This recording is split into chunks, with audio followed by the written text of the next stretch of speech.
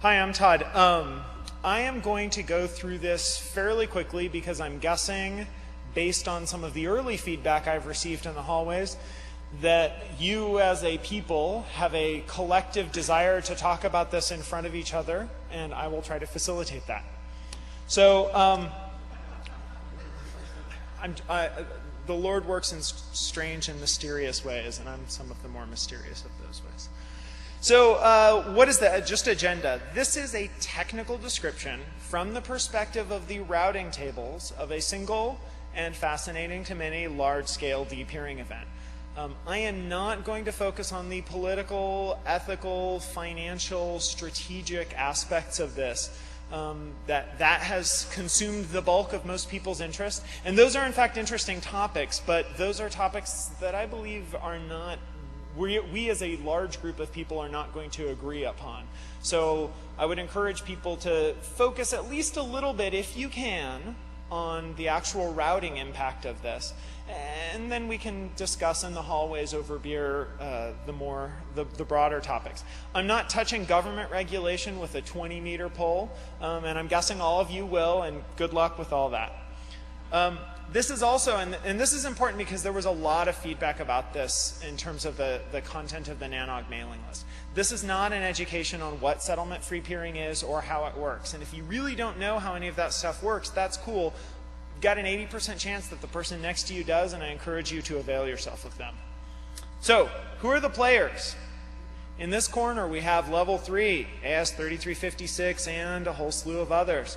Weighing in at 49,000 on-net prefixes, 1,325 globally visible BGP adjacencies, occasionally the service provider to champions or the carrier's carrier.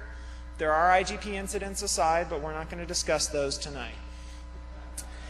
In the other corner, we have AS174 Cogent and a whole slew of others because there was a lot of stuff that got bought. Weighing in at 11,000 or 14,000 or 14,500 prefixes, depending on who you are and what your ratios need to be.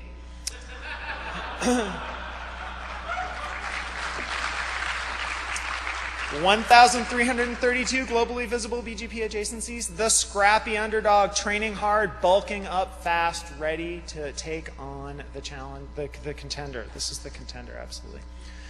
Many people have seen this. Credit goes, I haven't seen Marty today, but credit goes to the inimitable Marty Hannigan. Just a little visual slide. So the timeline. The timeline is going to be a mix of things I know for certain, things I'm pretty sure about, and things I've heard, and there's a little bit of attribution about that. So according to level 3, they notified Cogent of their intent to disconnect on 31 July. There's a reason, by the way, when we go into the routing stuff, there's a reason I go back in time, because there are many claims made about sales activity and peering activity leading up to the depeering, before the depeering, and some of that's going to matter in terms of when that might have started. So I'm not going to cover most of that, but if you are digging into some of the adjacency changes, some of the potential sales activities, what different people connected to when, then you would want to know when to start looking. So according to level 3, they claim they notified Cogent of their intent to disconnect on 31 July. Cogent and level 3 are widely believed to have notified their sales department and not their customers, and that was that. On 16 August, many people have talked to many other customers, and many people themselves were spoken to by Cogent sales reps trying to get sold Cogent connections, and those calls apparently mentioned a 15 September expected depeering date. We know, no, that's not when things happened. Level 3 claims in a press release to have re-notified Cogent again and their intent to disconnect on 31st August. On the 5th of October, which is well over a month after the additional date and more than 2 weeks after the September 15th date, Cogent is actually disconnected by level 3. Mass hysteria spreads throughout the world. Senators and members of Congress in the US make speeches about government regulation of the private interconnection policies of large backbones. Dogs and cats living together in harmony. That happened about 950 UTC. On the 7th of October, around 1900 UTC, Level 3 reconnects Cogent. According to a press release, they have a 10 a.m. UTC 9 November plan to re-depeer. And yes, Raz, when Cogent is re-depeered by Level 3, some networks will be outaged. What are the stakes? As we said, Cogent has 11 to 14,500, depending on who you believe and who you are, on-net prefixes. Here's some interesting numbers that other people may not have in the back of your head. 2,300 single-homed prefixes, 119 single-homed ASs, and a big /8. So we measured those by measuring the number of prefixes that were unreachable in Level 3's table during the period of the depeering. So it is quite possible that many of these are simply errors or misconfigurations, and some of them may be fixed by the next time. But for this event, those were the ASs and prefixes that were single-homed. Level 3 has 49,000 on-net prefixes. 5,100 of those are single-homed. 121 single-homed ASs and some big /8s. So the event, as it happened, so between 9 a.m. UTC and 11 a.m. UTC, Cogent lost 5,081 routes from Level 3. Level 3 lost 2,322 routes from Cogent.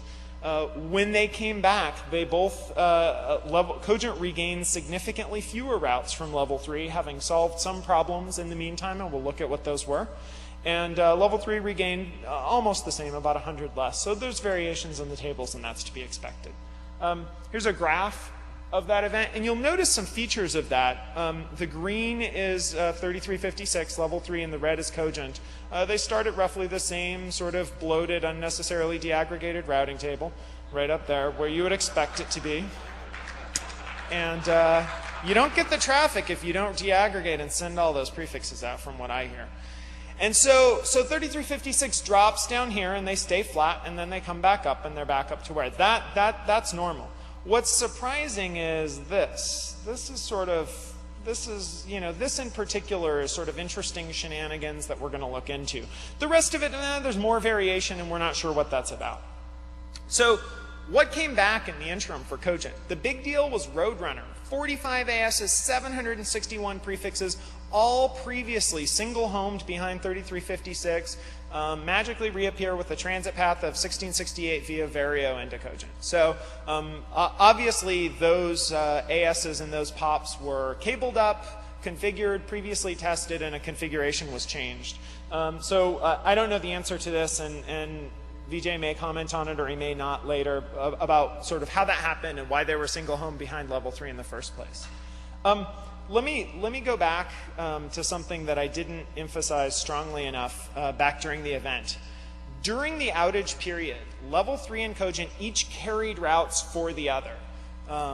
So things were leaked, and now's a good time to talk about what was leaked and who did the leaking. And it was a little bit more than we thought it would. So who were the leakers to Level 3? Level 3 carried a total of 37 prefixes that had 174 routes. WillTell was the biggest leaker with almost a majority of those. And we'll look at a few paths just to see what those looked like. Cogent carried 134 Level 3 routes. And the biggest leaker there was Reach. Teleglobe had a little bit, and Vario had a tiny bit. And then it's sort of down in the noise there. So here's some sample paths that we see, and these are paths, I should emphasize, these are announcements that we see in routing tables during the partitioning event.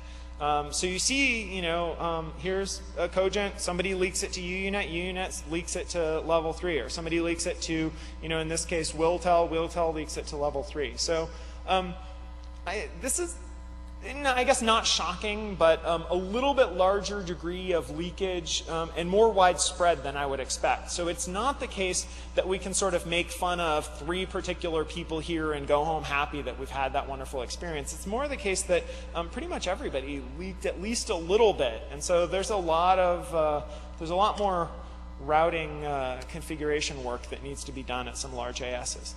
So who were the winners? Who got the previously the previously routed through this edge, if you consider the edge between those two ASs, between 174 and 3356, that carried some multi-home traffic. Who got those? Well, there's not actually all that interesting a story to tell with regard to level 3. A bunch of other big ASs picked up those paths, and that's as you would expect it. The 3356 previous routes to Cogent, vast majority went through Vario, and the reason for that is the Roadrunner paths, the ATDN Vario Roadrunner path. It really tells the bulk of that story. So you may say to yourselves, and I have heard publicly on the list, these people are just fools, these single-homed ASs, they get what they pay for. And that may be right, but there are some fairly prominent fools who didn't have the redundancy that they may have expected. And so I think it's nice to be sort of superior sounding and say, all right, you just need to do that. But it's also important to know what the reality is out there and who's being harmed by this. And so here are some examples. I mean, the level 3, or Cogent is not publicly known to be the service provider to the financial services sector, but there are a number of big financial services companies who show up behind Cogent, who were single-homed behind Cogent during this event. Same thing, level 3, had quite a few. General Services Administration, Department of Health and Human Services, TIAA, CREF. These are sort of non-trivial things. So during the outage, as I mentioned, 1,298 previously single-homed prefixes behind level 3 regained connectivity to Cogent, largely because of the 761 Roadrunner prefixes. 142 previously single-homed prefixes behind Cogent regained any connectivity to level 3. So the number of prefixes lost by Cogent was larger. The repair effort on their part during the event was also more effective and larger. So some quick summary conclusions here. This was not a catastrophe for our industry, of course, but it was significant. 4.3% of the prefixes that are normally routed in the existing bloated global tables were involved in this, and about 1% of globally visible ASs were affected directly.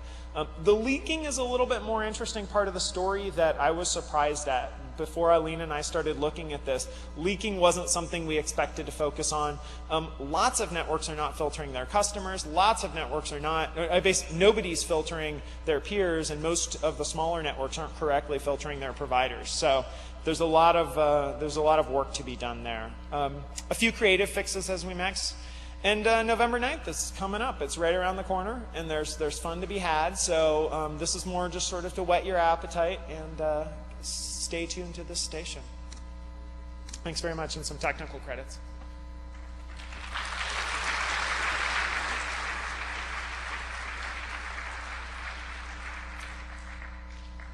Any questions?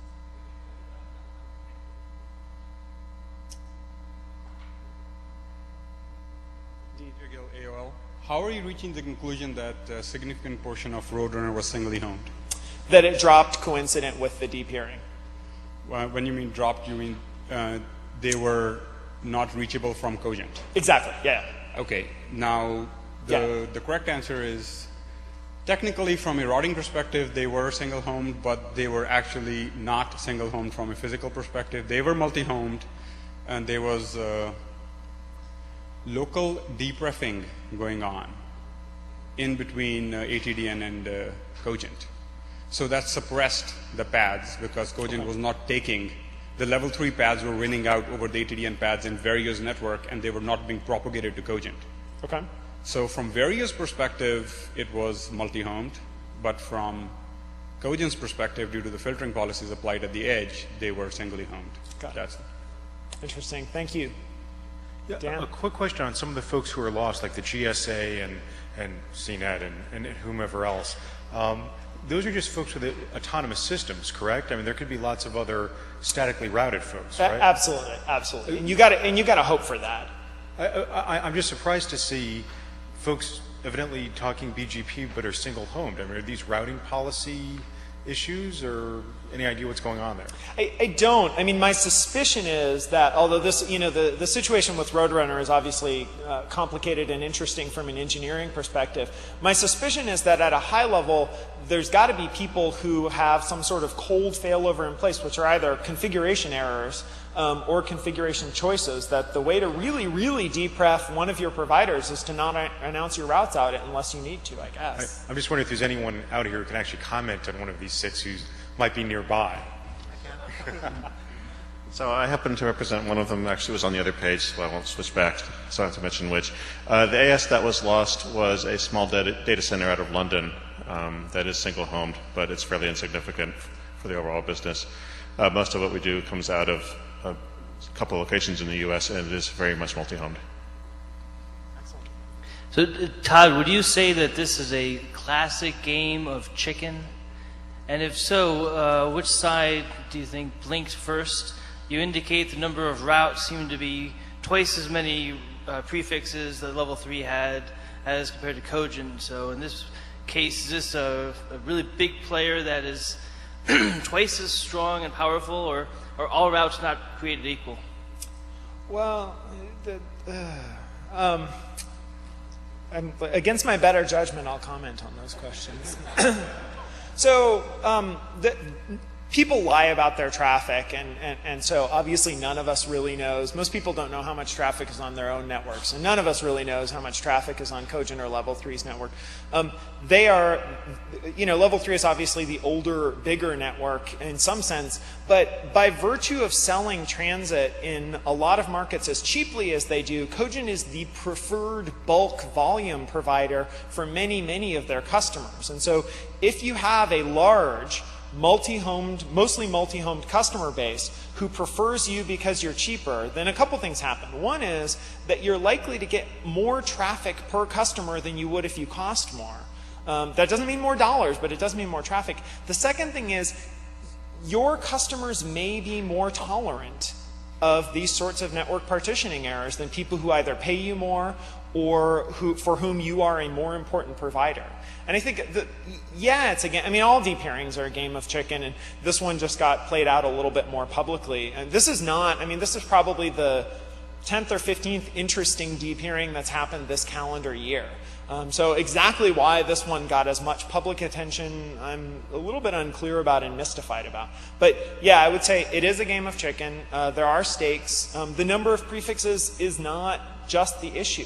If ISP A or if ISP C has a customer base that's happy buying, you know, 98% of the internet and is willing to pay $10 a megabit to do that, and ISP 3 does not have a customer base that's willing to buy that, then in a depeering event, ISP C has a lot of leverage and they can survive a lot longer.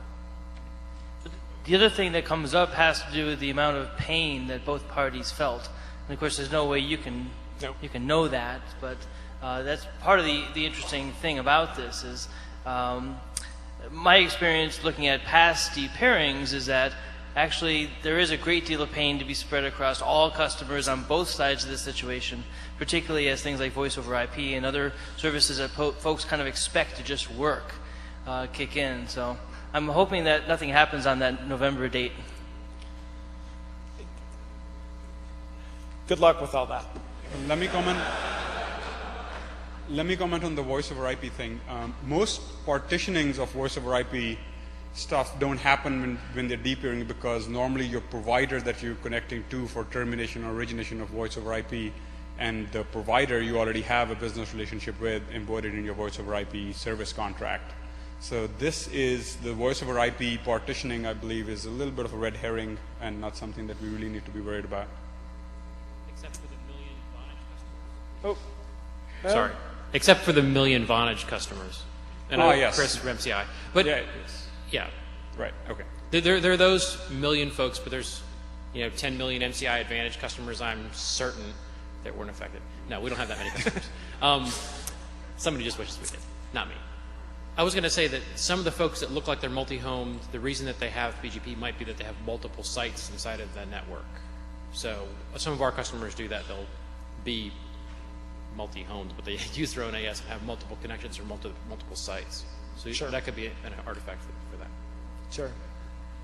That's an interesting point to pick up, though. Back to your sort of brief comment, is that Chris, is the Vonage customers are effectively, or many of them are effectively single-homed behind level 3 for at least part of that Vonage service, and that may be why this got the political stink that it did. I'm not sure.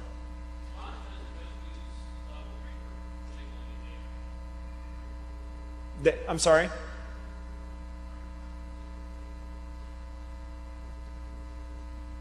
I'm not 100% certain, but I know of an interface that connects to Vonage that gets lots and lots and lots of really small packets. It's not on level 3's network. So I think that they spread that around as well. But Okay. That depends on like what rate centers and DIDs they've got. I mean, you partition the service area into various DIDs, various rate centers, and then some of them are on some provider and some of them are on others. Sure. So, And yeah. my particular comment about the million customers, I think, will go back to VJ and Roadrunner, right? Some Roadrunner customers or other cable and DSL people might have been partitioned from Vonage, potentially, or from their other provider, like name the other 16,000 Vonage-ish like people. But there's a million Vonage customers I know of. So. Right, absolutely. More, Bill Norton? No, just one last comment. I want to thank you for putting this together. You've done a good job here of summarizing what otherwise took about 150 or 200 messages on the Nanog mailing list. Thank you. And I really appreciate that. Thank you.